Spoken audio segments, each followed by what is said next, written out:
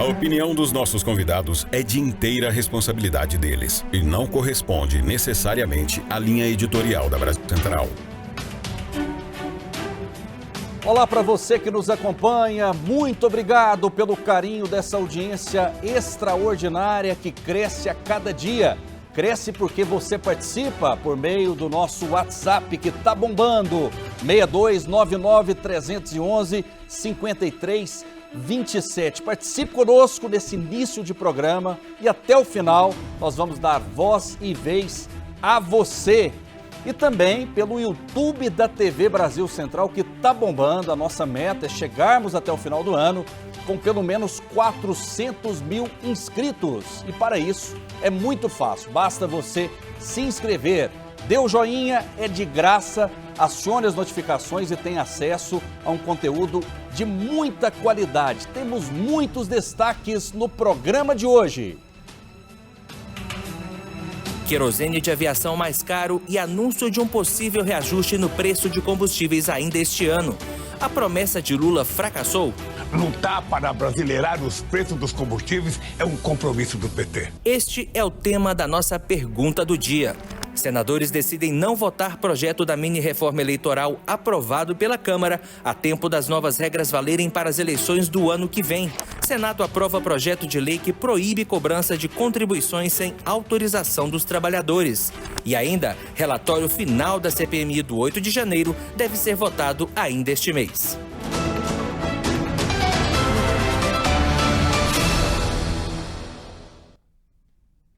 São muitos assuntos, um deles é no que diz respeito à inelegibilidade de Jair Bolsonaro. Pode ter uma reversão, pode ter um cancelamento? Comigo sempre, gigantes debatedores. Eu tenho a honra de ter aqui conosco mais uma vez Eulerivo, ele que é dirigente do PCdoB. Ele tem um comunismo na veia. Essa palavra muitas vezes assusta muita gente, não é isso? Eulerivo, muito obrigado, seja bem-vindo. Muito obrigado, Rafael, obrigado aos telespectadores. Olha, essa questão do comunismo, isso é uma palavra que vem do bem comum. Olha só, às vezes a ignorância faz o pessoal ter visão incorreta. Nós achamos que as riquezas da sociedade têm que ser de todos. A terra teria que ser de todos. As grandes indústrias deveriam partilhar seus lucros com todos. Os que produzem a riqueza têm que participar dela. É o partido do bem comum. Por isso é o partido dos comunistas. É isso. Muito bem. Comunista persegue criancinha, como dizem? Ao contrário, nós somos os maiores protetores das crianças. São os nossos tesouros, não é verdade? Muito bem. Vamos lá. Daqui a pouco eu anuncio o nosso representante da direita, o Oséias Varão, que já está chegando. Mas agora a gente aproveita para falar da pergunta do dia, que é a respeito do aumento, mais aumento no preço dos combustíveis. Vamos acompanhar. A Petrobras anunciou um aumento de 5,3% no preço médio do querosene de aviação para as distribuidoras. Esse acréscimo corresponde a um aumento de 22 centavos por litro, de acordo com um comunicado emitido pela estatal. A nova tabela de preços entrou em vigor no dia 1º de outubro. Em setembro, a petroleira já havia aumentado o preço do querosene de aviação nas refinarias em 21,4%, o que correspondia a um aumento de 74 centavos por litro. O aumento nos custos operacionais das companhias aéreas pode resultar em repasses para os passageiros, refletindo em possíveis aumentos nas tarifas aéreas. E ontem, a Petrobras anunciou que considera a possibilidade de reajustar os preços dos combustíveis ainda este ano. Segundo o presidente da estatal, Jean Paul Prates, o mercado de petróleo está enfrentando uma tempestade após a paralisação de algumas refinarias na Rússia, mas que com o fim do inverno no hemisfério norte, é possível que os preços voltem a níveis mais baixos. Tudo isso segue na contramão das declarações do presidente Lula desde a campanha eleitoral do ano passado. A promessa é de abrasileirar o preço dos combustíveis. O Brasil é autossuficiente em petróleo e o custo do nosso petróleo é irreal. Nos governos do PT, a gasolina, o gás e o diesel era irreal. Lutar para abrasileirar os preços dos combustíveis é um compromisso do PT. E a nossa pergunta do dia é sobre esse assunto. Mais aumento no preço de combustíveis. Fracasso da promessa de Lula? Conosco, Oséias Varão, ele que é conservador, é um homem de direita. Seja bem-vindo, Oséias, tudo bem? Tudo bem, Rafael, quero cumprimentar você, mais uma vez o Euler Ivo, os nossos telespectadores, internautas, é sempre um prazer muito grande estar aqui. Oséias, vamos à nossa pergunta do dia no que diz respeito aos combustíveis. Lula tem cumprido a sua promessa de abrasileirar o preço dos combustíveis ou não? Ou isso é impossível, depende do mercado internacional? Rafael, você já deve ter observado, assim como os nossos telespectadores, que em época de campanha, político mente muito, né? E mente muito porque tem muita gente que acredita. Todos os políticos mentem? Não, eu não vou dizer todos, obviamente, né? Mas grande parte dos políticos mentem muito. Essa fala do Lula, inclusive, de que o Brasil é autossuficiente em petróleo é falsa, porque quem conhece um pouquinho do mercado sabe que o Brasil tem muita dificuldade de refinar petróleo, ele exporta petróleo bruto e importa petróleo refinado. Então ele está intimamente relacionado, não tem como se desvincular do preço do petróleo a nível internacional. E a prova de que o Lula está mentindo, ou estava mentindo, e é um mentiroso inveterado, é agora o que está acontecendo, né? Ele prometeu para o povo que ia abrasileirar o preço do petróleo. O Lula sabia que isso não é possível, que se ele adotar uma política como essa, nós vamos terminar como a Venezuela, mas ele prometeu, sabendo que não iria cumprir, e agora nós estamos vendo aí o preço do petróleo subindo conforme os sabores e os ventos internacionais, né? Então, não acredite em tudo que político, ou qualquer pessoa, na verdade, fala para você. Você tem que ter senso crítico para avaliar se aquilo que ele está falando é verdade ou mentira. Euler Ivo, e é muito importante que o Euler fale sobre essa situação. Por exemplo, na Venezuela, o preço do combustível é lá embaixo, é para o povo mesmo. Se é que chega no povo, tem até questionamento a respeito disso. Euler, quando o político ele vem a público e diz o seguinte: olha, eu vou abrasileirar, vou resolver o problema dos combustíveis. Só que parece que está se tornando impossível solucionar essa questão. Ou não, Euler? Olha, não tenha dúvida que o Lula enfrenta muita dificuldade para cumprir as suas promessas. Volto a repetir, uma das mais graves dela é que a questão central do Brasil, que é o valor do dinheiro, dos juros, o presidente do Banco Central, indicado pelo Bolsonaro, o Lula não pode tirar ele até o ano que vem, no final do ano que vem. E ele exige um juro de 13% ao mês. A mesma coisa o pessoal da Petrobras. O valor do combustível ele não sobe porque o combustível está mais caro para refinar, o trabalhador ganhou mais, nada disso. É que eles pagam o combustível em dólar, em dinheiro. Não é combustível, é o dinheiro. Transforma aquelas ações da Petrobras, aquele ricaço, principalmente americano, embora fala muito aqui, mas o fato é que é principalmente americano, os sócios, eles aplicam o dinheiro, eles botam o dinheiro na Petrobras e quer que a Petrobras tem de pagar aquele valor em um juro muito alto. E o povo fica pagando o juro para os bancos. Na verdade, é essa a questão. Agora, o presidente Lula, ele está aí todo cordado, porque o Congresso Nacional é um Congresso conservador, de direita. É um Congresso de direita. Ele não tem maioria. Embora foi eleito, ele não tem maioria no Congresso Nacional. Ele está fazendo de tudo para ter maioria. Se ele tivesse maioria, eu não tenho dúvida que já teria tomado uma decisão mais firme. Qual seria a decisão? A decisão, por exemplo, o preço, o valor da Petrobras, a Petrobras tem que voltar ao comando completo do país e só poderia subir o valor do combustível se, de fato, a produção do combustível gastasse mais, coisa que não acontece. Na verdade, o desenvolvimento da tecnologia faz a cada dia o preço do combustível ser menor. A cada dia ser menor. Se você vincular o preço do combustível às ações na Bolsa de Valores, a nível mundial, aí ninguém aguenta. Quando o Lula disse abrasileirar, significa pagar em real, porque hoje o combustível está ancorado no dólar. Mas o Lula não sabia de todos esses fatores antes da eleição? Sabia disso. Mas por que ele prometeu, então? Mas ele prometeu e está buscando cumprir. Vai buscar abrasileirar, por exemplo, ele está lutando para conseguir o apoio do Congresso Nacional. Você vê que ele está dando ministério adoidado aí para o Centrão para ter um apoio do Congresso Nacional para tomar medidas mais efetivas. Infelizmente ainda não tem tido essa vitória completa. Eu não acredito, inclusive, que tenha, porque esse pessoal do Centrão, eles são também partidários a que a Petrobras seja medida pelo dólar e não pelo real. Euler, você sabe qual é o procedimento que é utilizado para estabelecer o preço dos combustíveis na Petrobras? Você conhece esse procedimento? Conheço, eu não sei se conheço tanto quanto um técnico da Petrobras. É porque é o seguinte, a sua fala dá a conotação que você não sabe como é que isso funciona. Você está entendendo que depende do parlamento brasileiro, aí você utilizou o argumento que o parlamento é conservador, para estabelecer o controle do preço do combustível. Não é assim. Na verdade, existe um conselho de administração da Petrobras que se reúne e define o preço. E hoje esse conselho de administração é controlado por pessoas indicadas pelo Lula. O presidente do conselho hoje é indicado pelo Lula. E aí qual é a questão? Na verdade, eles que estão lá sabem a tragédia que é o governo criar um preço artificial de qualquer produto, especialmente do petróleo. Eles sabem disso. E é por esta razão que, para além dos discursos feitos durante a campanha, o Conselho de Administração da Petrobras, indicado pelo Lula, ele é obrigado, não é uma questão de querer, é uma questão de necessidade. Se você não mantiver o preço do petróleo de acordo com o que ele é praticado internacionalmente, você desestabiliza a economia brasileira.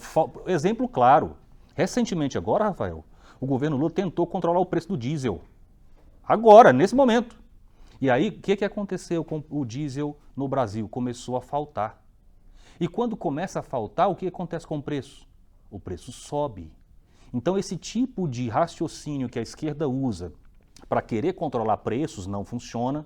Na década de 80, o governo brasileiro tentou controlar preço e quem viveu aquela época sabe a tragédia que foi. Então, não é assim, não é por esse caminho que nós vamos conseguir reduzir o preço do combustível, sendo bem claro, bem transparente com o nosso telespectador, para além, eu digo, dos discursos de manipulação que são feitos durante a campanha eleitoral. Zéias, eu, na verdade, tenho que discordar de você. O preço do petróleo não depende lá do Congresso Nacional. O que depende do Congresso Nacional é a força do presidente Lula.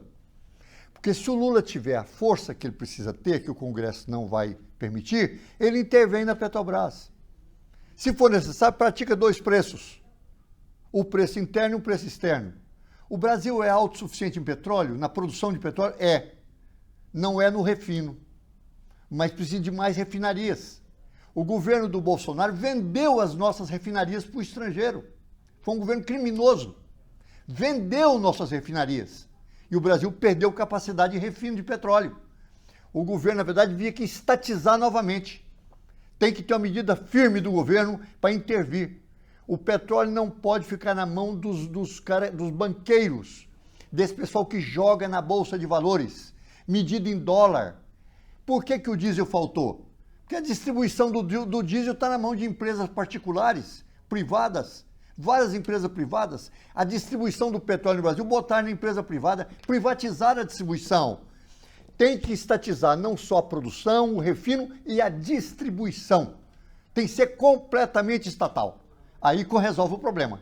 Mas para isso tem que ter força no Congresso, coisa que o Lula não tem, infelizmente. Ok, vamos lá então, vamos para mais um assunto. O senador Marcelo Castro, indicado como relator da mini-reforma eleitoral, afirmou nesta terça-feira que a proposta não será analisada pela Casa nesta semana. Com isso, as regras previstas nos textos aprovados pela Câmara não vão estar em vigor nas próximas eleições municipais, em outubro do ano que vem. A Constituição prevê que mudanças nas regras precisam ser aprovadas um ano antes do pleito. Ou seja, a mini-reforma só vai valer em 2024 se fosse aprovada pelo Senado e sancionada pelo presidente Lula até essa sexta-feira. O presidente do Senado, Rodrigo Pacheco, já havia sinalizado que a mini-reforma eleitoral aprovada pelos deputados deverá caminhar em conjunto com o projeto que cria o novo Código Eleitoral. Todo ano eu ouço falar de reforma política, várias ações fatiadas já aconteceram nesse sentido e, mais uma vez, Euler, esse assunto volta à pauta. Ou seja, não tem que reformar de uma vez só do que fatiar? Olha, eu acho que o Pacheco, presidente do Senado, disse que tem que fazer uma reforma única. Por isso, essa mini-reforma não deve ser aprovada. Eu espero que faça uma reforma única e que seja aprovada e que seja permanente. coisa que eu não acredito. Eu acho que agora não vai ser feita a mini-reforma por questões de divergências políticas ali da Câmara com o Senado. Esse é que é o problema. Agora, vai fazer uma reforma maior daqui 2 anos, o ano que vem? Poderia ser feito. Uma reforma definitiva é o que nós queríamos que fizesse. E queremos. E eu até saúdo que deve esforçar para ser definitiva. Mesmo que seja aprovado, eu fui parlamentar há 26 anos em Goiânia. Depois minha companheira Isaura foi deputada 20 anos. Minha filha foi vereadora 3 mandatos. Toda eleição eles modificam. Então eu não acredito que essa reforma maior que o Pacheco está colocando, ela será definitiva. Eu desejaria que fosse. Eu saudaria aqui o Pacheco nesse esforço.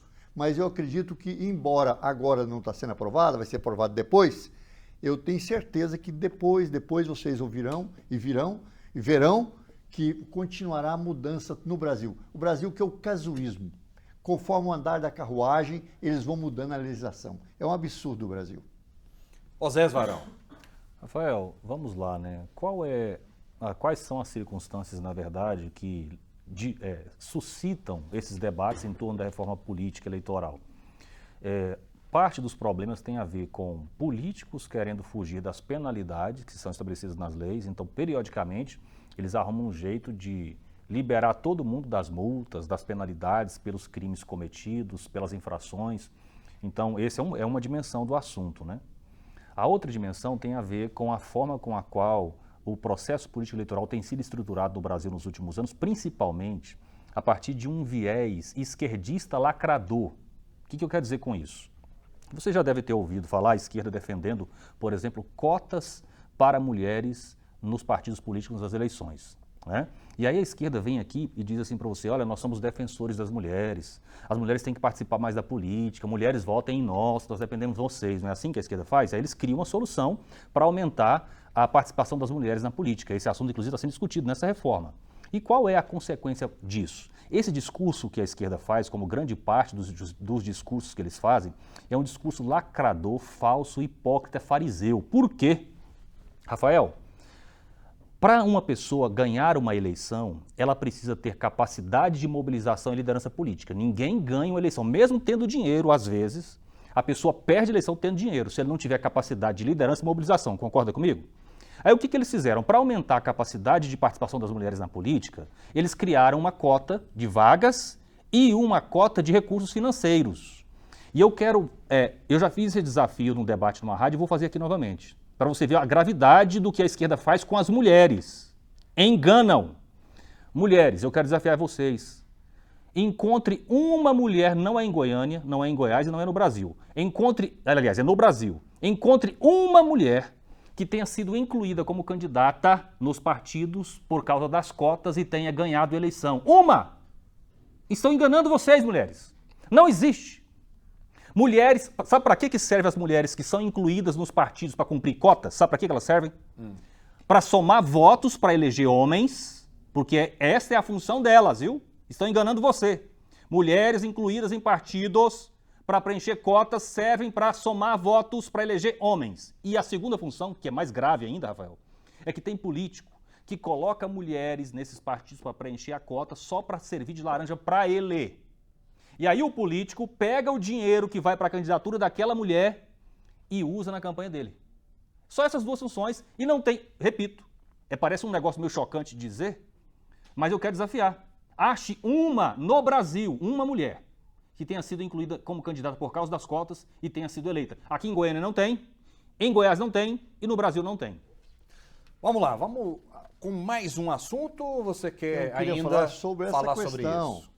É que o Osés falou que a esquerda, olha, nós achamos que as mulheres precisam ter apoio para ter uma representação maior no parlamento. Porque a mulher brasileira, como quase toda a sociedade capitalista, ela tem uma limitação. Ela tem limitações objetivas e acaba que ela fica mais fora da política. Estamos tentando uma solução, a ideia das cotas seria uma. Eu tenho, por exemplo, uma ideia diferente, que talvez fosse a ideia, pelo menos durante um certo período, que estimularia e garantiria a presença das mulheres no parlamento. Quer ver um exemplo? Se o parlamento, por exemplo, tem 30 parlamentares, Muito bem. Ali vão ser divididos em 20 mais 10. 20 vagas serão assumidas por homens, 10 por mulheres, em qualquer quantidade de voto. Aí elas teriam presença lá. Que aí é uma medida que você divide as cadeiras. O Congresso Nacional tem lá, digamos, 600 deputados. Então bota lá, no mínimo 100, 150 tem que ser mulher. E ali os homens vão disputar 450 vagas. E 150 para as mulheres, com qualquer quantidade de voto. Aí você garante a presença dela lá. Mas a mulher não Porque tem quando a mulher competência de vencer o homem nas urnas? Eu acho Por que exemplo, aqui em Goiás, a deputada federal mais bem votada foi uma mulher, foi a Silvia Alves. Olha, em geral, temos uma candidata... fala assim, pô, a mulher não tem competência e tal. Não é competência, é condição. Você vê a mulher hoje, ela tem... Olha, a maioria daqui, pelo menos eu conheço na periferia, as mulheres são, na verdade, mulher e homem da casa. Ela tem que trabalhar sozinha para sustentar a família. Ela tem que trabalhar dobrado. Quando o homem chega em casa, ele está tudo bem. Quando a mulher chega em casa, ela ainda vai lavar roupa, ela vai passar roupa, ela vai cuidar do bebê, ajudar ou do menino, ajudar a fazer tarefa escolar. Mas o homem não tem que ajudar também nisso? Tem que ajudar, mas isso tem, é verdade. Por exemplo, minha casa eu ajudo, mas tem de ajudar. São alguns homens. Não é a maioria. A maioria não cumpre esse papel. Na verdade, a mulher tem 2 jornadas de trabalho. Então, nós, se queremos que as mulheres levantem a cabeça, despertem para a política, nós temos que ter medidas mais efetivas para elas participarem. Mas a sua esposa, Isaura Lemos, mulher eleita com grandes votações, sua filha, Tatiana, também. Você vê aí uma prova concreta. Precisar de cotas. É uma prova concreta que lá em minha casa as mulheres participam e nós somos juntos, ali unidos em toda a distribuição de tarefas. Participam. Só que isso é uma exceção. Rafael, isso é uma exceção, Rafael. O senhor está na elite, então, da sociedade? Nesse questão, não digo elite, mas nessa minoria, estou nessa minoria. Você vê lá em casa, tá Isaura, Tatiana, são parlamentares. Eu mesmo deixei de ser parlamentar. E tenho ajudado a elas, e tenho ficado muito orgulhoso do que elas fazem. Mas isso é uma coisa mais rara, não é o comum. Rafael, olha só para tentar demonstrar aqui o que esse discurso ele não fecha. Primeiro, eu quero dizer o seguinte, eu pessoalmente defendo que haja uma ampliação, desejo que haja uma ampliação da participação das mulheres na política. Eu só não concordo que esse discurso seja usado para enganar as mulheres, que é o que o processo das cotas faz. E eu já tive a oportunidade de debater com outras pessoas aqui sobre esse assunto, na TV mesmo. E não é cota para as mulheres, é cota de gênero. Isso, e é o seguinte, olha só, gente, analisa comigo aqui. Aqui nessa TV eu já fiz isso. Todas as vezes que eu pergunto para uma mulher militante de esquerda, e se eu perguntar para o Elori vai ser a mesma resposta, se eu perguntar o seguinte, você votaria numa pessoa só porque ela é mulher? Sabe qual é a resposta de todo mundo? Não. Eu nunca encontrei um militante esquerdista que debatesse comigo e eu fizesse essa pergunta para ele e ele falasse assim, olha, sim, eu votaria da mulher numa pessoa... Aconteceu na eleição passada, por exemplo, nós tínhamos mulheres disputando a presidência da República, não tinha? Tínhamos. Em quem que a esquerda votou? Num homem. Ou seja, vamos olhar com certo cuidado esse discurso? Ok, vamos lá então, vamos mudar de assunto aqui. O presidente da CPMI do 8 de janeiro, o deputado Arthur Maia, anunciou ontem a realização de uma reunião interna, hoje para debater a realização dos últimos depoimentos e a apresentação do relatório final do colegiado.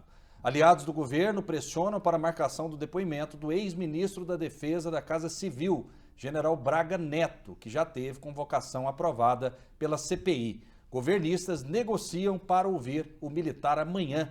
A relatora, a senadora Elisiane Gama, deve apresentar seu parecer no próximo dia 17. O voto de integrantes da oposição, que funciona como um relatório alternativo, será lido na sequência. Os parlamentares vão ter até 1 hora para apresentar esse voto. Os congressistas também acordaram que, caso haja pedido de vista, o parecer da relatora será votado no dia seguinte, 18 de outubro. Essa CPI, com todas as outras no Congresso Nacional, tem virado apenas um palanque político, um circo? Eu vejo isso, né, acompanhando na TV Senado, acompanhando nos veículos de comunicação, aqui na própria TV Brasil Central. Muitas vezes o relator vai fazer um interrogatório, não deixa a pessoa responder, a pessoa é interrompida bruscamente, depois que o depoente ele dá alguma declaração, o relator vem em cima, o deputado vem em cima para dar uma outra opinião, ou seja, virou circo essa CPI? A gente precisa falar a verdade para o nosso público? Todas as CPIs? Rafael, você sabe que eu já fui parlamentar, o Euler Ivo também foi. E CPI e SEI em Câmara Municipal, elas são usadas como ferramenta de jogo político pelos parlamentares, de situação e de oposição. Eles não são isentos, por exemplo, para fazer investigação, eles são parciais, concorda comigo? Então, esse é um problema grave de CPMI. A gente acha que, muita gente inocentemente acha que aquilo ali está ali para fazer uma investigação e esclarecer os fatos, e não é. CPI, CPMI, elas fazem parte do teatro do jogo político. Oposição querendo encontrar alguma coisa para acusar o governo e o governo fingindo que está investigando e escondendo para não ser investigado. É isso que acontece na realidade. E ontem aconteceu um fato muito grave na CPMI. Os parlamentares de oposição sugeriram a convocação do comandante da Força Nacional que atuava no dia 8 de janeiro. A Força Nacional que não atuou no dia 8 de janeiro, ficou lá escondidinha no Ministério da Justiça, certo? Não era interessante, não é muito importante para esclarecer os fatos, quem quer buscar a verdade, que esse comandante da Força Nacional fosse ouvido, Rafael? Não é lógico isso? Agora eu te pergunto, quem realmente está querendo esclarecer a verdade impediria a convocação do comandante das Forças Armadas para depor? Eu quero que você preste atenção nisso. Eles, o governo Lula, os representantes do governo Lula na CPMI, comemoraram ontem, porque o comandante das Forças de Segurança não foram, da Guarda Nacional não foi convocado. Trabalharam para ele não ser convocado e comemoraram que ele não foi convocado. Você acha mesmo que eles não têm nada a esconder? Reflita, por favor, você que tem um bom senso. Você acha mesmo que o governo Lula está falando a verdade para você sobre o dia 8 de janeiro, quando eles tentam a todo custo atrapalhar a investigação? Euler Ivo, essas CPIs têm virado um circo? Não tem produzido os resultados que a população espera? Olha, eu acho que tem produzido o resultado que a população espera e também tem virado um circo. Tem sido as duas coisas. Toda investigação, todo depoimento público que é televisionado, debatido, aquilo é um circo.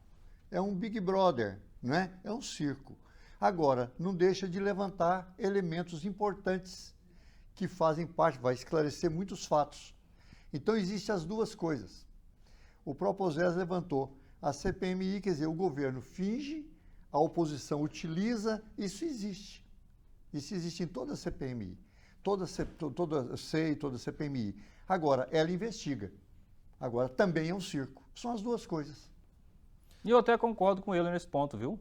Porque embora todo mundo, o governo fique tentando atrapalhar a investigação, a dinâmica da CPMI, a disputa que acontece ali dentro, ela acaba expondo algumas situações como essa mesmo do governo que está tentando impedir a investigação, está exposto. Mas isso não vai constar do relatório. Mas a população está vendo, Rafael.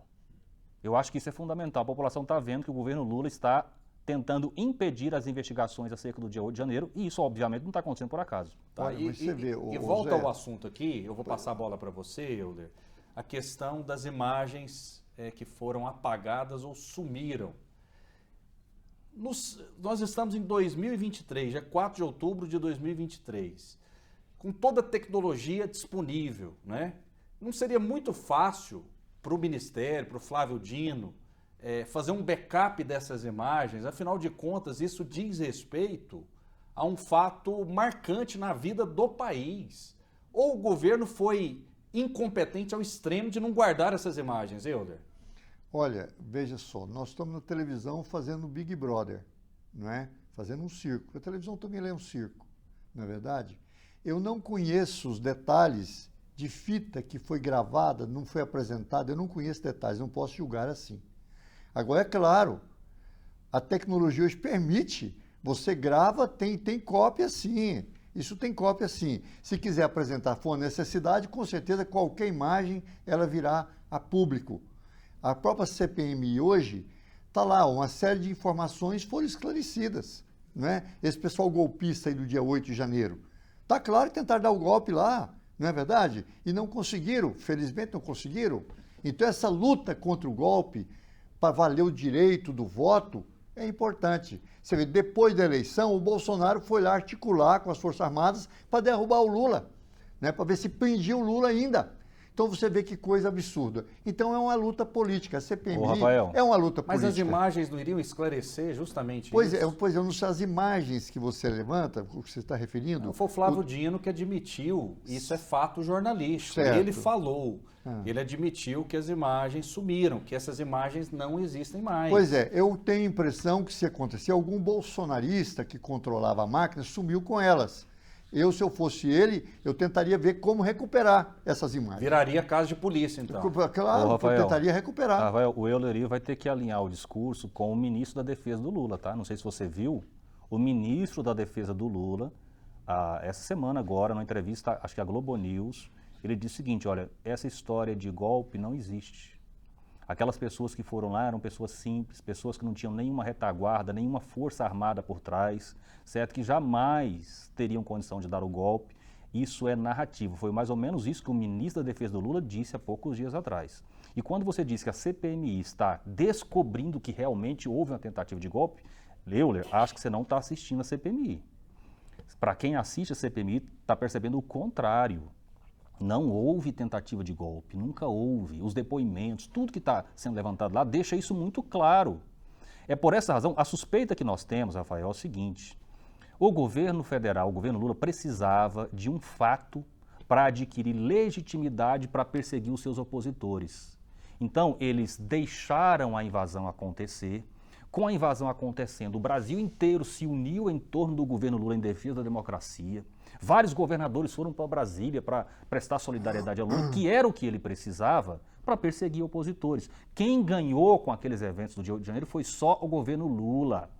Então, nós temos sim razões para suspeitar, e uma série de outros fatores que vem acontecendo depois, de que o governo Lula facilitou a invasão dos prédios. Eu, pessoalmente, que participei de muitas manifestações em Brasília, sei categoricamente, Rafael, que não é possível invadir o Palácio do Planalto, o Supremo Tribunal Federal, se as forças de segurança não quiserem.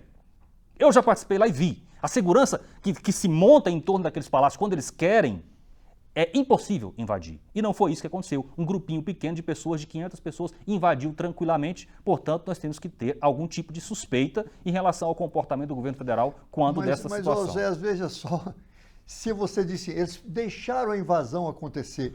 Se deixaram a invasão acontecer, porque havia uma invasão preparada, organizada, montada, golpista. Então, se deixar acontecer, às vezes você deixa, sabe, quer pegar um suspeito, um ladrão. Você põe o dinheiro aqui em cima e filma, vê se ele vai e pega o dinheiro. Você pegou ele no flagrante, não é? Então aconteceu. Se deixaram acontecer, se não deixou acontecer, o fato que houve a invasão. Ou foi preparada a invasão e quebrou tudo lá, todo mundo viu isso. Ah, mas podia ter evitado, não sei qual o grau de evito. O fato que aconteceu a invasão, aconteceu a tentativa de golpe, não é? Para criar uma situação para dar golpe. Isso está claro para nós, Oséias. É tapar o sol com a peneira e não ver isso. Você concorda que se houve tentativa de golpe e, de fato, os poderes foram invadidos ali e houve vandalismo por parte de alguns? Isso é fato. Exatamente. Isso é fato. Não tem como questionar isso. Quem planejou tem disfunção cognitiva, não tem nenhum tipo de inteligência para imaginar que sem arma, sem nenhum tipo de arma, políticos, alguém vai sentar ali na cadeira para assumir a presidência da República no lugar do presidente de plantão, que era Luiz Inácio Lula da Silva, e até hoje é o Lula presidente da República. Rafael, vamos ser honestos aqui, como nós três somos. Rafael, haveria alguma possibilidade de destituição naquele momento de ruptura o assessor do Bolsonaro, um militar, um general, assessor do Bolsonaro, disse o seguinte: houve uma reunião aqui com o Bolsonaro para tentar derrubar o Lula. O Bolsonaro chamou as 3 Forças Armadas. Ele disse lá, esse não foi eu, ele participou da reunião. Não é? O Heleno, que é general, falou, não, ele participou, mas ele não falou. Do dia 8 de janeiro especificamente. É do dia 8 de janeiro que eu estou falando. Ele falou, olha, porque o dia 8 foi para operacionar.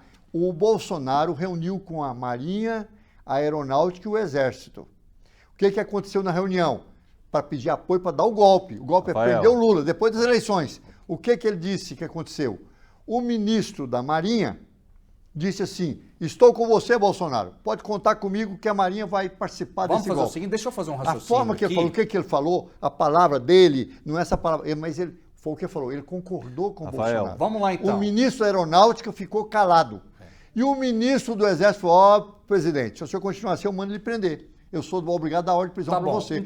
Então parece, ao que tudo indica, que devido ao fato do ministro do Exército, indicado pelo Bolsonaro, ter ameaçado prender o Bolsonaro, então neutralizou o apoio da Marinha. Então se existe esse debate... É o que você está falando, eu não vou questionar, mas é o seguinte, se houve êxito desses manifestantes, muitos desses vândalos, entrarem nos poderes, entrarem no Palácio do Planalto, no Congresso Nacional e no STF, e eles entraram e fizeram o que queriam, Isso. Então houve êxito. O passo seguinte, se houvesse um golpe da parte de cima, não seria o presidente Bolsonaro ou qualquer outra pessoa tomar o poder imediatamente, era esse o já plano, que houve. Mas era esse não o plano. Teve êxito? Por que esse plano não teve êxito? Porque o general do Exército, o general do Exército, eu não apoio isso não, Bolsonaro. Tem que respeitar as urnas. O ministro do Exército disse isso. O ministro da Marinha acompanhou a ideia do Bolsonaro do golpe e o do Aeronáutico foi calado. Foi o que relatou o assessor do Bolsonaro. Euler, você está misturando a sequência dos fatos aí, com todo respeito. Na verdade, vamos esclarecer uma coisa aqui, em primeiro plano.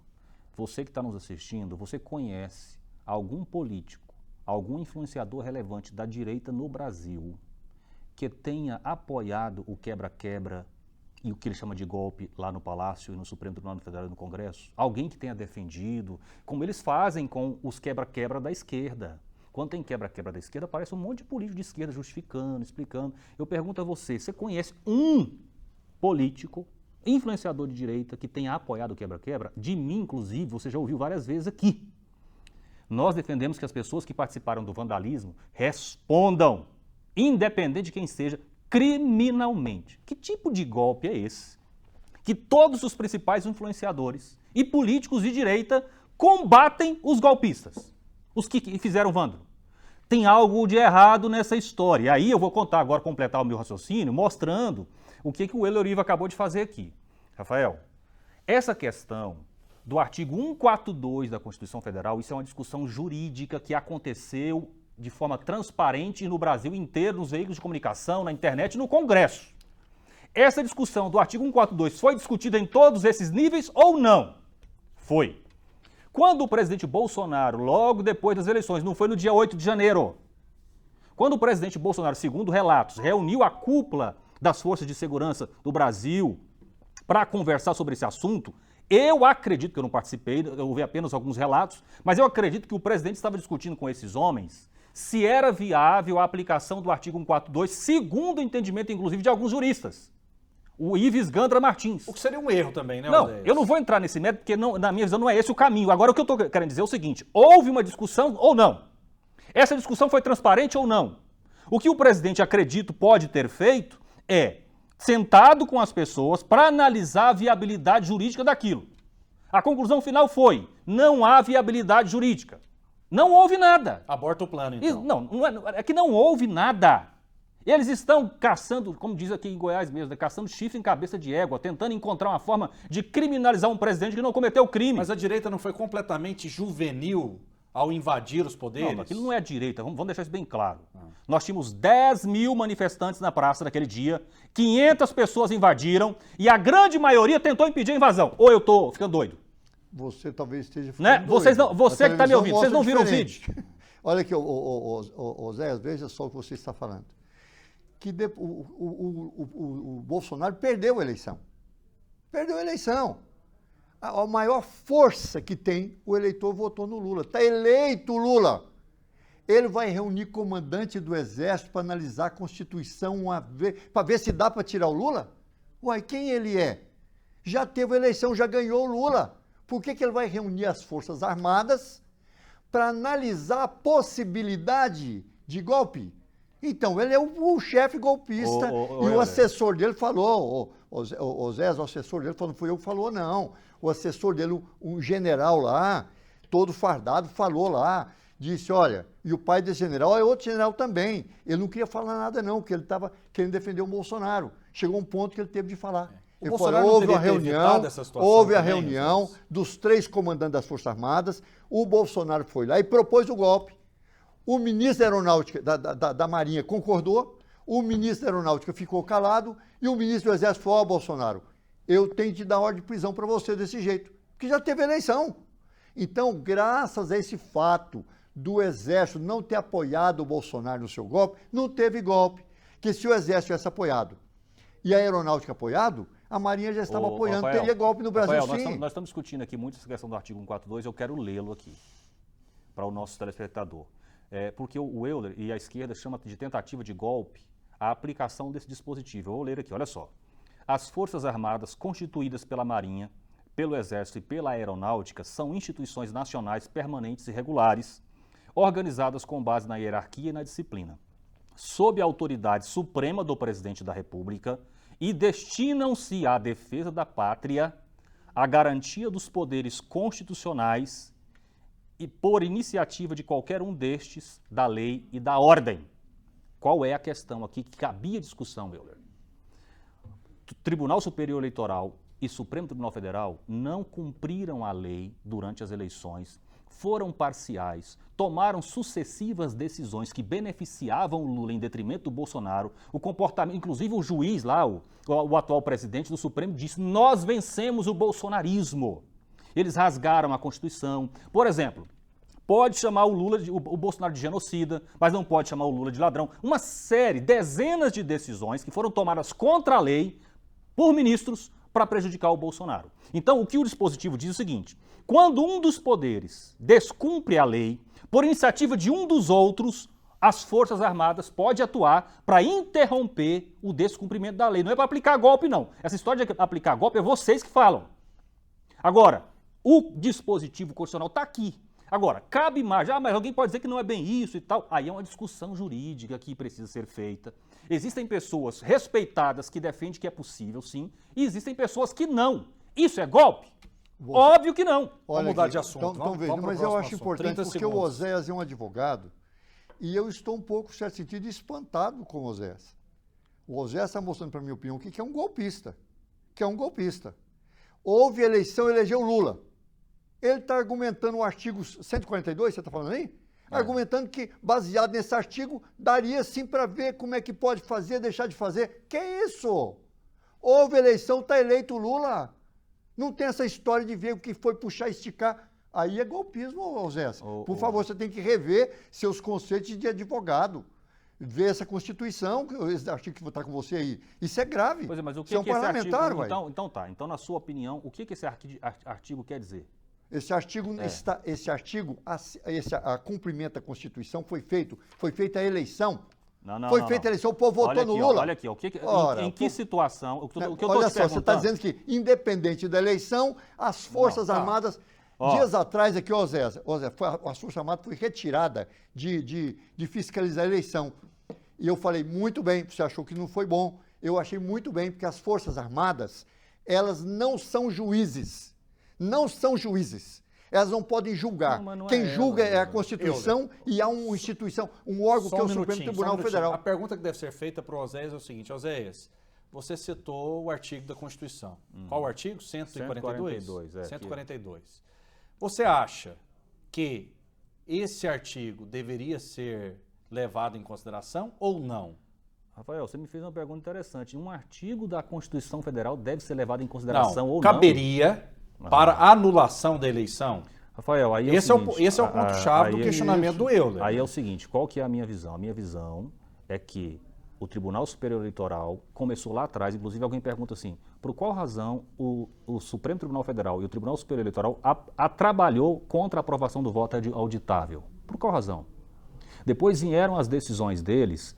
Evidentemente, se você fizer um histórico... Mas isso você já argumentou. Sim, eu quero saber claramente. Se fosse você para bater o martelo agora, você invocaria o artigo 142 da Constituição? Depois da eleição para derrubar o depois da eleição, esse é o fato. Porque o Euler ele fez uma acusação aqui de que você é golpista.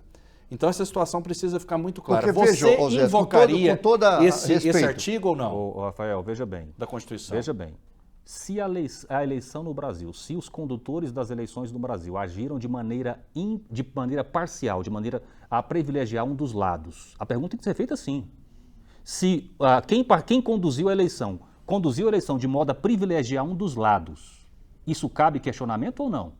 Quem questiona? Né? As Forças Armadas? O Euler, Ou o leia. derrotado? O O Bolsonaro que foi derrotado que Euler. questiona? O Euler, leia o artigo. O povo elegeu Lula. Zé, você não respondeu a pergunta. Eu vou responder, Rafael, só que é o seguinte. De maneira muito clara, você invocaria, naquele momento, o artigo 142? Rafael, sabe por que eu vou responder para você? Não invocaria, mas eu não invocaria, vou Mas você explicar está por quê. invocando, então não faça isso, Zé. Meu Deus do céu. Não faça isso. Euler, eu vou ter que te explicar uma coisa. O fato de eu defender que alguém tem direito de argumentar em uma determinada direção não quer dizer que eu concorde com essa pessoa, Euler Ivo. Então você discorda. Euler, Zé, não é uma olha pessoa só, qualquer, eu estou Zé. defendendo... É o Bolsonaro, o presidente, conversando com as Forças Armadas. Euler, não é coisa qualquer, não. Você está querendo impedir as pessoas de conversar e debater. Não, faço podemos isso. conversar e debater, não é conversar, faço Zé. isso. O Eu te pergunto, o que o Bolsonaro fez para dar um golpe? O Bolsonaro... Me aponta uma ação do Bolsonaro para dar um golpe. Muitas coisas. Uma. Primeiro, ele tentou o tempo todo desacreditar as eleições. Quando perdeu as eleições, o assessor disse que ele chamou as Forças Armadas, os 3 comandantes, e disse que devia passar por cima da eleição. O ministro da Marinha concordou com ele, o ministro da Aeronáutica ficou calado, e o ministro do Exército falou assim, não concordo, presidente, se eu só insistir nisso, eu mando te prender. Essa fala então, isso aí o cara falou, isso é a síntese da conversa. Essa fala do como é que foi Euler. a maneira que ele falou? Olha, excelência, não sei como é que falou. Estou dizendo que isso foi o relato. Isso aí você já está aumentando. Né, não estou aumentando. Não falou não, quem isso, falou não. foi o ministro, qual é o nome do ministro lá? Não falou isso. Eu vou ajudante de ordens do Bolsonaro. Pois é um general. que é um general. Ele não... eu participei da reunião, mas ouvi. Isso aí você já está aumentando. Não estou aumentando, não, ele não Zé. falou Não estou isso, aumentando. Euler. Não estou aumentando. Falou que ele disse que houve a reunião do presidente da República com as 3 Forças Armadas, que o Bolsonaro levantou a questão de não aceitar as eleições. O ministro da Marinha disse que a turma da Marinha estava com o Bolsonaro, que apoiando o golpe. A Aeronáutica ficou calado e o ministro do Exército falou assim, não podemos aceitar isso. Tem a eleição que aconteceu. Se o senhor insistir nisso, eu mando ele prender. Euler. Graças a isso não teve golpe. Tem também um relato público de uma mensagem que o Bolsonaro teria trocado com um assessor, quando o Bolsonaro foi informado a respeito dessa invasão, o Bolsonaro escreveu só assim, coisa de maluco. E também, após as eleições, ele deu uma declaração muito clara, dizendo que não concordava com aquelas manifestações de parar a rodovia. Ele falou a respeito do direito das pessoas de ir e vir, ele falou isso também. Isso também é público, notório, e isso de fato aconteceu. Mas enfim, você em casa tire as suas próprias conclusões. Vamos falar de um assunto importante aqui. A Comissão de Assuntos Econômicos do Senado aprovou na terça-feira um projeto de lei que impede os sindicatos de exigirem o pagamento da contribuição sindical sem autorização do empregado. A medida visa a consolidação das leis do trabalho. Segundo o projeto, mesmo que seja filiado, o trabalhador deve autorizar previamente e expressamente a cobrança de contribuições aos sindicatos da categoria econômica ou profissional. Na opinião de vocês, esse projeto prospera, já que já existe uma decisão do Supremo Tribunal Federal pela inconstitucionalidade da cobrança assistencial dos empregados não filiados ao sindicato, na visão de vocês? Na verdade, a decisão do Supremo é a favor da cobrança. É a favor da cobrança. Na verdade, Rafael, essa é uma boa oportunidade para a gente chamar a atenção para um detalhe aqui. Quando a esquerda diz que defende trabalhador, que defende estudante, o pessoal da Uni, né? Você tem que olhar isso com muita desconfiança. Eu me lembrei aqui agora, se lembra que durante o governo Bolsonaro apresentaram um projeto no Congresso Nacional para que os estudantes não precisassem pagar pela carteirinha de estudante, ela seria fornecida de forma gratuita? Você lembra qual foi o posicionamento da esquerda, defensora dos estudantes? Contra, Euler. Não permitiram que os estudantes que eles dizem defender tivessem gratuidade na carteirinha. Tá, em relação aos trabalhadores, o que nós defendemos? Não é que não tenha sindicatos, não é que os sindicatos não sejam financiados, não é isso não, Euler. O que nós defendemos é que o trabalhador tenha liberdade para se filiar e pagar a sua contribuição para o sindicato. Isso está errado? É isso mesmo? E eles não querem que o trabalhador usufrua dessa liberdade, eles querem colocar um cabresto no trabalhador. Eles querem, de alguma forma, criar artifícios para o trabalhador contribuir de forma involuntária. Okay. É isso que está acontecendo. Não acredite quando essas pessoas dizem que defendem trabalhadores e estudantes. É apenas discurso para manter poder político. Ok. Euler, qual a sua visão? Um minutinho, Euler. Não é uma... Veja só, Zé. O trabalhador, o sindicato, é uma ferramenta de defesa do trabalhador. O trabalhador, quando ele é demitido, ele corre lá no sindicato. Nem sempre, Euler. Mas se ele for inteligente, ele corre no sindicato. Porque nem sempre, porque muitas vezes o trabalhador não tem essa visão. O sindicato é para defender o trabalhador, e ele defende o trabalhador. Agora, o sindicato para defender tem que existir, tem que ter um prédio, tem que ter advogado, ele tem que ter uma renda, ele tem que ter uma contribuição. Quem que deve dar a contribuição? Os trabalhadores. Mas não tem muito sindicalista rico. Hoje no Brasil, por exemplo, o imposto no Brasil. Quem sustenta as Forças Armadas, quem sustenta o Judiciário, quem sustenta o funcionário público é o imposto. E ele é obrigatório. E ninguém, eu não quero, mas paga o imposto. Ele tira na fonte o imposto. Então, para sustentar a máquina estatal. Para sustentar a máquina estatal capitalista contra o trabalhador, tem um imposto obrigatório. Para defender o trabalhador, a contribuição obrigatória não pode ter. Quer dizer, não pode ter. É para o trabalhador ficar aí sem nada. A carteirinha da Uni, por exemplo. A única recurso que a Uni tinha é da carteirinha. Mas eu preciso fazer o questionamento. Pois não. O Bolsonaro fez ações para tirar a contribuição obrigatória. Né? O Congresso, naquela oportunidade, agiu dessa forma. Teve algum presidente de sindicato que disse o seguinte: olha, agora eu não tenho recurso, eu vou pedir o boné, vou sair, ou eles se agarraram ao poder e continuaram no sindicato pelo instrumento do poder, pelo aparelhamento que existem nesses sindicatos? Eu diria assim, eu conheço vários sindicatos, poderia dizer, vários sindicatos que eu conheço reduziram o seu trabalho a quase nada.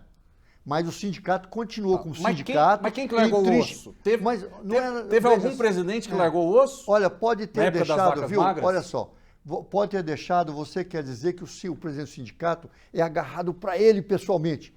Com certeza. Não tem mandatos aí de 15, 20 anos? Claro, não sei, tem de 15, 20 anos, não é assim não. O mandato é menor. Tem pessoas em sindicatos que estão no cargo há 20, 30 anos. Isso é um erro, deveria ser proibida a reeleição, por exemplo, não é verdade? Mas a eleição do presidente do sindicato é correta e o sindicato, ele existe e é necessário. E um presidente do sindicato, quando o sindicato for atacado, se ele fugir, ele não presta. O presidente do sindicato bom é aquele que, mesmo o sindicato atacado, ele defende o sindicato. Ele defende os trabalhadores. Tem que ser assim. Ok. Vamos lá. Em um parecer emitido nesta terça-feira, o vice-procurador-geral eleitoral, Paulo Gonetti, se manifestou contra a ação de inelegibilidade ajuizada pelo PDT em decorrência das lives feitas pelo então presidente da República, Jair Bolsonaro, no Palácio da Alvorada. No documento, que ainda tenta ser indicado ao cargo, o Procurador-Geral da República afirma que nos autos faltaram esclarecimentos se as lives foram exclusivamente realizadas com finalidade eleitoral, nem sobre os custos estimados, nem menos ainda sobre a repercussão concreta dos encontros no contexto da disputa eleitoral. Para o vice da PGE, apesar de um abuso por parte do ex-presidente de utilizar um prédio público para fazer atos de campanha, não há comprovação do impacto no processo eleitoral ou se essa ação foi decisiva para obter votos. Jair Bolsonaro já foi condenado em outra ação do PDT a 8 anos de inelegibilidade. Inclusive, existe um vídeo nas redes sociais que mostra que o presidente do PDT, partido responsável pelos pedidos de inelegibilidade de Jair Bolsonaro, defende claramente o voto impresso. Vamos acompanhar. Eu proclamo o resultado parcial do julgamento. No mérito, Sua Excelência julgou parcialmente procedente o pedido para condenar o primeiro investigado, Jair Messias Bolsonaro, pela prática de abuso de poder político e de uso indevido dos meios de comunicação nas eleições 2022. Sua Excelência declarou sua inelegibilidade por 8 anos seguintes ao pleito de 2022. O senhor ministro Benedito Gonçalves, relator, deu o seu voto pela minha inelegibilidade por 8 anos, sob a acusação de abuso de poder político numa reunião com embaixadores. Agora, o autor da ação é o senhor Carlos Lupe, presidente do PDT e atual ministro da Previdência Social do Lula. Veja o que ele disse há poucos meses sobre esse mesmo assunto. Desde o surgimento da urna eletrônica 25 anos atrás, nosso líder, nossa referência do partido, Leonel de Moura Brizola, já defendia uma coisa simples de fazer, a impressão do voto. Para que possa votar lá, apertar o númerozinho do seu candidato, apertar o 12, você vê aquele papelzinho, como se fosse esse papel que a gente, quando paga um cartão de crédito, tem como recibo, cair numa urna transparente e ficar ali guardado. Quando você tiver desconfiança, quando tiver uma votação muito diferente de locais, você pode conferir esse voto. Não tem recursos maiores para garantir a própria liberdade de expressão e a democracia do que investir na conferência do voto através da sua impressão. Sem a impressão do voto, não há possibilidade de recontagem. Sem recontagem, a fraude impera. Eu vou dar 1 minuto para cada um. Diante disso, a inelegibilidade do presidente Bolsonaro pode ser revogada ou você não acredita nisso, Oséias? Rafael, na verdade, nós não estamos vivendo num estado de direito no Brasil. Nós estamos vivendo um estado de arbítrio, né? Eles resolveram impedir ou anular a intenção de voto de quase metade dos brasileiros com esses argumentos sem vergonhas que você acabou de ver aí. Sem vergonha, certo? Esse senhor aí, ó, PDT, foi o autor da ação, alguém que poucos meses atrás estava defendendo as mesmas ideias do Bolsonaro, malandragem pura. O objetivo aí foi anular a intenção de votos de metade dos brasileiros por birra política, por disputa de poder, porque o Bolsonaro não contemplou os interesses dessas pessoas enquanto foi presidente. É só isso. Essa narrativa de que o Bolsonaro queria, não respeitava as urnas. O Bolsonaro sempre defendeu que nós tivéssemos uma votação que pudesse ser auditada. Gente, quem quer fraudar a eleição pede uma votação que seja auditada? Fala sério. Você acredita mesmo nesse tipo de conversa fiada? Rafael, é um absurdo que nós estamos vendo acontecer no Brasil, esse tipo de narrativa. E isso só acontece por uma razão, eu quero denunciar isso mais uma vez. Sempre que eu tenho oportunidade eu faço isso. Boa parte da imprensa nacional, responsável por ajudar a formação da opinião pública, a Rede Globo em especial, manipula a opinião pública para cair nesse tipo de narrativa, Rafael. Okay. Rafael, peraí. Pois não. É que eu vou assumir a posição de âncora aqui agora, com todo respeito à vossa senhoria. Eu queria que o pessoal apresentasse um vídeo ali rapidinho, pode ser?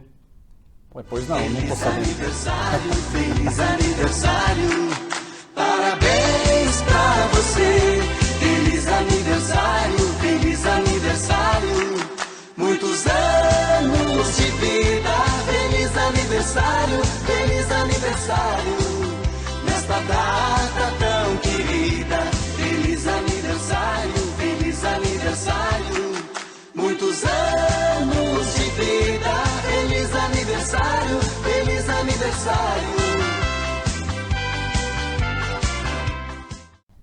Parabéns aqui é isso aí, ué, palmas, Rafael, né? Para o Rafael. Essa equipe do TBC Debate é a melhor mesmo. E você tem louvor, eu não conhecia essa musiquinha não, vocês viram aí que foi uma música completamente original pro Rafael. Se a moda pega, não é verdade? Parabéns, Rafael, muita saúde, muitos anos de vida, que é o que nós precisamos, é de saúde e muito tempo de vida, certeza, né? Para ter muita amizade e ser feliz. É isso, tudo de bom, viu? Muito obrigado também. Parabéns, Rafael, você merece tudo de bom. É uma pessoa que eu respeito, que eu admiro muito por esse espírito, por essa vocação democrática que você tem. É um jornalista, na minha visão, Rafael, você está entre os melhores jornalistas do Brasil. É alguém que faz jornalismo de verdade. E te respeito muito por isso. Parabéns. Fico lisonjeado, fico honrado, né? Foi pego de surpresa. Foram tantas homenagens hoje. Eu gostaria de agradecer você em casa, né? O meu público, telespectador, ouvinte, o internauta, que tem todo o carinho do mundo e todos os dias é uma luta muito grande, porque a gente é questionado o tempo todo, né? Como que você dá espaço para um comunista? Como que você dá espaço para um conservador retrógrado? Né? Para fascista, para eletricista, para taxista, enfim, a gente sempre fala isso, mas o meu papel é ser jornalista e fazer com que a população, quem está em casa, que é suficientemente inteligente, que tire as suas próprias conclusões. Isso é fundamental. E quero agradecer muito as palavras do Euler, as palavras do Oséias, a TV Brasil Central, né? O presidente Reginaldo Júnior, que ele está hospitalizado, eu queria muito que ele estivesse aqui. É o cara que é a alma da Brasil Central. e já já ele se recupera e vai voltar com tudo, com os seus projetos maravilhosos. Estou feliz, minha esposa está aqui hoje acompanhando o programa, né? Ela que é uma pessoa maravilhosa, é uma guerreira, ela é aquilo que você falou, viu? Ela é aquela que trabalha o dia todo, grande empresária, cuida dos filhos, cuida do marido, cuida de rigorosamente tudo. Então, muito obrigado a quem nos acompanha e a gente vai continuar travando essa luta aqui. E ser elogiado pelos opostos aqui, pelos antagônicos, né? Alguém de esquerda, alguém de direita, me deixa muito feliz. Muito obrigado, infelizmente o tempo acabou. Zéias Varão, obrigado pela sua participação. Eu que agradeço, Rafael, cumprimento mais uma vez o Euler pelo debate conosco, aos nossos telespectadores e internautas e até a próxima. Muito bem, Euler, muito obrigado. Até a próxima e Rafael, muitos anos de vida mesmo, muita felicidade, agora reunir sua família e comemorar, né? É isso aí, um abraço. Sem dúvida, muito obrigado a você, né, que nós tenhamos aqui no debate muitos anos de vida também, porque nós temos uma equipe fantástica, a melhor equipe do Brasil. Fiquem com Deus e até a próxima.